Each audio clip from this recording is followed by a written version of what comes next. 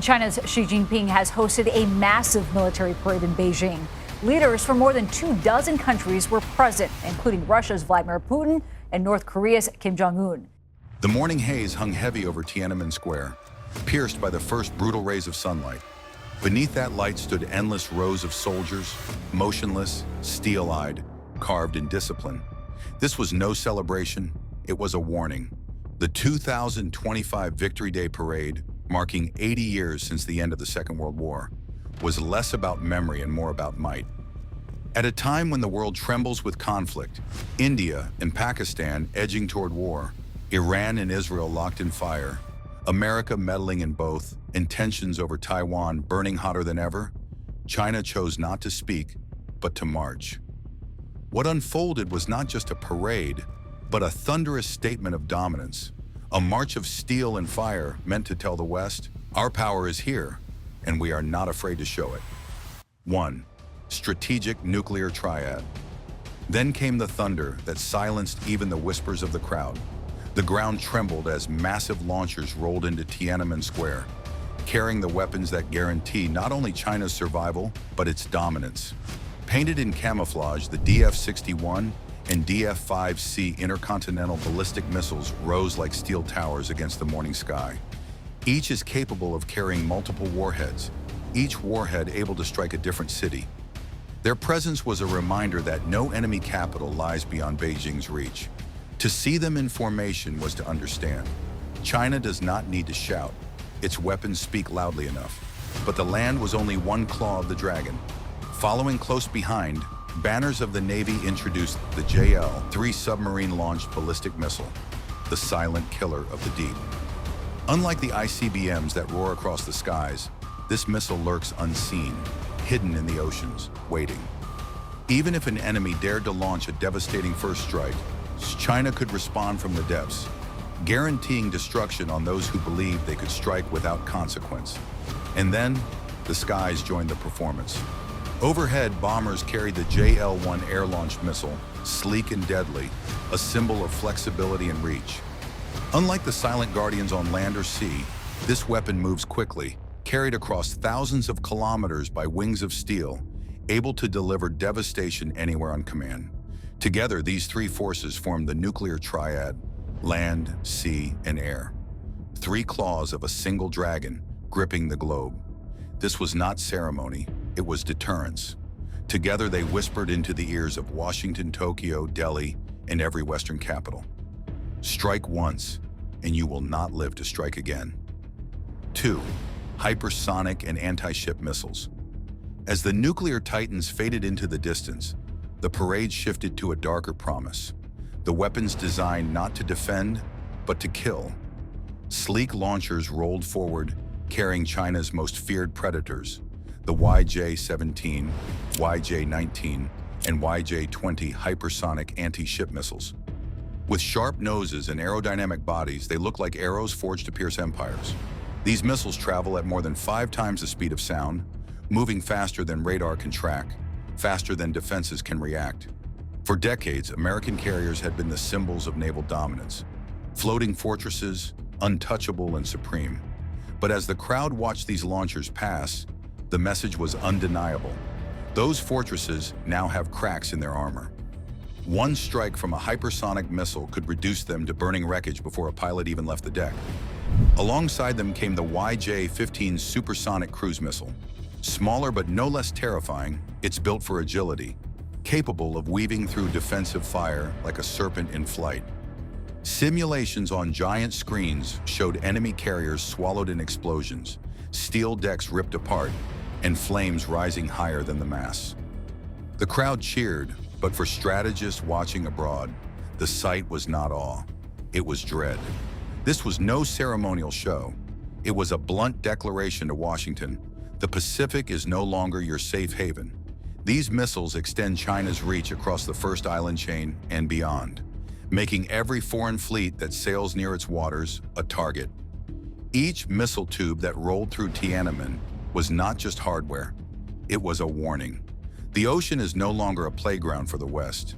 It is China's shield, its battlefield, and its trap, and those who test it may not return home. 3.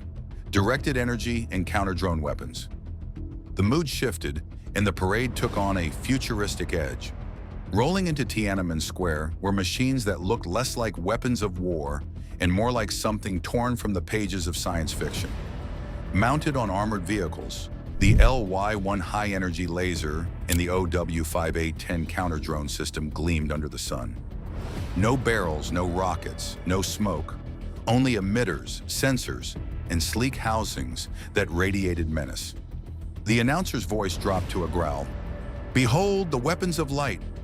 At the speed of light, these systems can sear drones out of the sky, blind satellites, fry guidance systems, and melt incoming missiles before they even breach the horizon.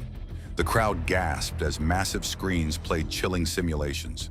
Swarms of hostile drones rushing toward Chinese positions, only to vanish mid-flight, torn apart by invisible beams. No explosions, no fireballs, just sudden, merciless erasure. For centuries, war had been waged with fire and steel. Now China unveiled weapons that fought in silence. No smoke trails, no debris, only destruction so precise, so clean, that the enemy would never see it coming. The LY-1 and OW-5 were not just weapons. They were symbols of a battlefield reborn, a battlefield where dominance would no longer belong to the nation with the largest arsenal, but to the one that commands the spectrum itself. And in this new domain, China was sending a warning. The future of war belongs to those who master the light. 4. Air defense platforms. Then came the shields, the iron wall that guards the dragon's heart. Massive transporters rolled forward, carrying the HQ-29 exo-atmospheric interceptors, weapons designed to reach into the darkness of space and obliterate ballistic missiles before they ever touched Chinese skies. To the crowd, they looked like towers of vengeance, promising that even attacks from the heavens would be met with fire. Following close behind thundered the HQ-20 surface-to-air missile system, a sentinel built to swat down enemy aircraft and cruise missiles long before they could even glimpse their targets. It was not just defense, it was dominance over the skies, a declaration that China decides who flies and who falls. But the greatest shock came next. Hybrid air defense platforms bristling with layered power. Vehicles armed not with a single weapon, but with an arsenal. Long-range missiles, rapid-fire cannons, directed energy lasers, and even microwave systems capable of frying drone swarms mid-flight. These machines weren't shields alone. They were predators, capable of hunting down anything that dared to intrude. Commentators called them an invisible wall of steel and energy. The crowd understood. With these weapons, China had built a fortress stretching from the pavement of Tiananmen Square to the edge of space itself. No stealth aircraft, no drone swarm, no missile barrage could hope to breach it. This was not defense in the traditional sense. It was defiance, a shield so strong it dared enemies to try, knowing they would break themselves against it. 5. March past structure. And then came the moment the crowd had been waiting for, the living heart of the dragon.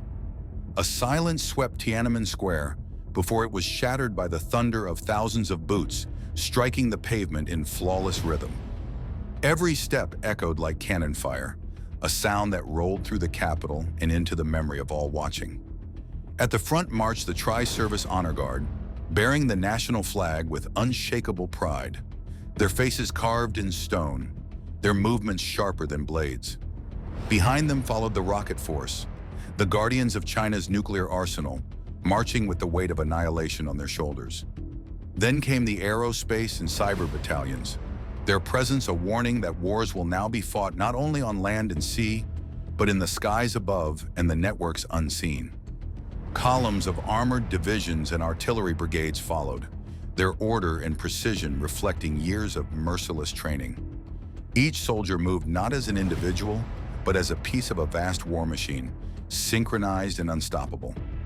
Then strode the naval aviation battalions, their steps measured, confident, an embodiment of China's expanding dominion over the seas. Overhead, jet formations split the sky with a roar, while the crowd erupted into cheers. But this was no celebration. This was a revelation. The march past was more than uniforms and steel. It was the sound of unity, of a nation's collective heartbeat pounding in defiance. A reminder to the world, China does not march, it advances. As the final echoes of boots faded and the last jet disappeared into the horizon, silence returned to Tiananmen Square. But the message of the parade lingered long after. The image of a nation not only remembering its past, but boldly declaring its future.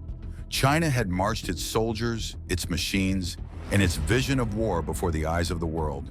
The narrator's voice concluded, this was more than a parade. It was a warning, a promise, and a declaration all at once. The world watched, and the world understood. If you enjoyed this deep dive into the spectacle of China's V-Day Parade 2025, don't forget to like this video, share it with your friends, and subscribe for more powerful stories of history, strategy, and the future of war. Because the march of power is far from over.